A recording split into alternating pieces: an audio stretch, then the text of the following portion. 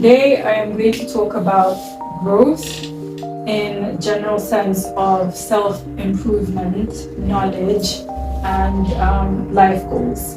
A couple of weeks ago, I invited my close friends to my house for a little dinner, and to summarize it, at the end of that gathering, we all thought and said to ourselves, we are all growing in different aspects of our lives, in terms of family, in terms of career, in terms of life goals.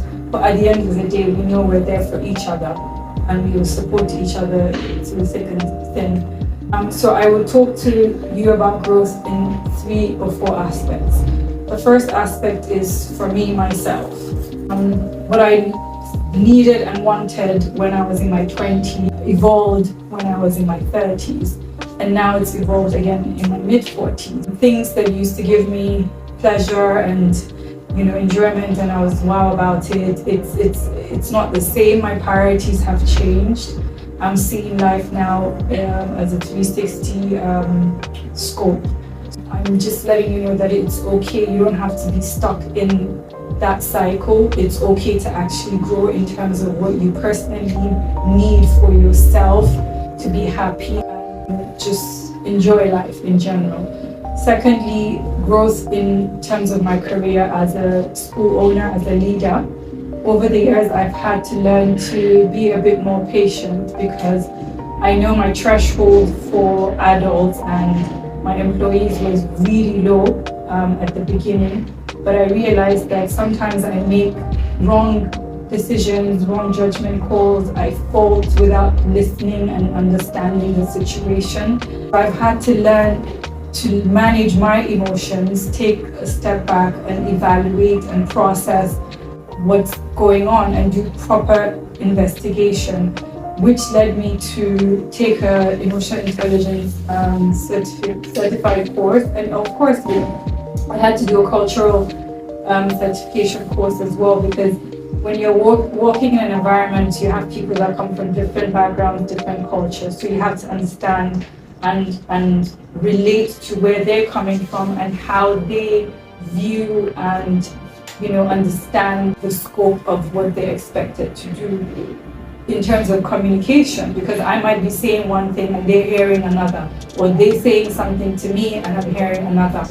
So it was a work in progress. It's still work in progress, but I think I've improved. Thirdly is me growing as a mother. I have 3 sons. I have a 15-year-old, a 13-year-old, and a 9-year-old. They're at every point in time, they're pushing my boundaries, pushing my buttons, and I've learned to accommodate their own different personalities, their own different needs. When they were younger, I was always quick to say, you can't do this, it's not allowed, I'm not happy about this. Now I've grown in terms of me actually sitting down and having a conversation with them and understanding what their needs are, because we need to listen to them, we need to acknowledge their own feelings and their needs because they're human beings. And the world that they're growing up is completely different from when we grew up. So their thought process is way, way faster and advanced than when we were growing up. And I'm beginning to understand that I can't constrain them.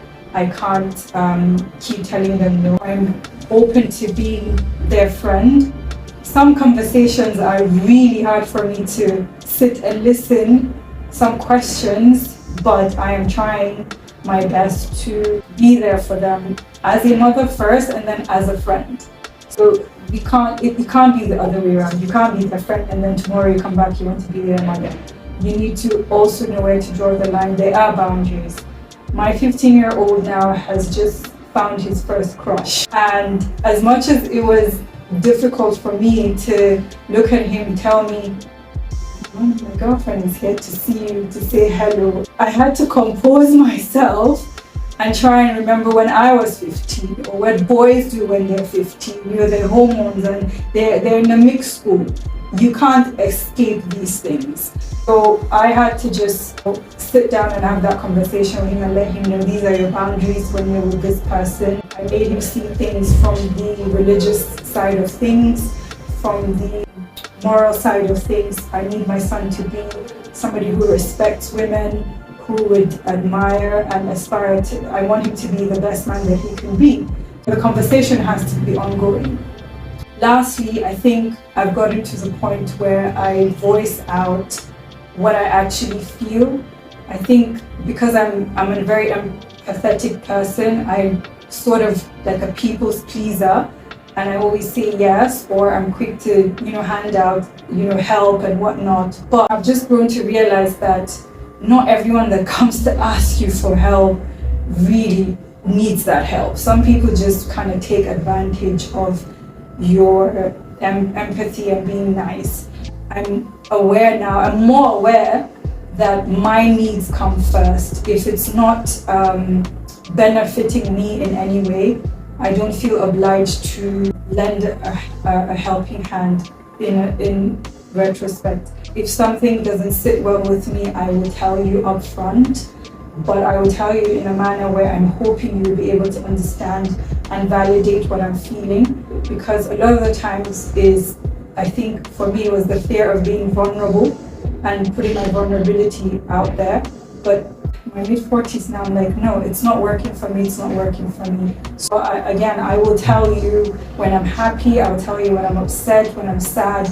It even transcends to even my parents. But my parents and older folks, it would be a very respectable tone just to let them know that, yeah, I hear you and I understand where you're saying, but we can agree to disagree. It's okay. And even with your spouses, you have to open that line of communication and just express yourself without the fear of being judged or being resentful. That's what I'm going to leave you with.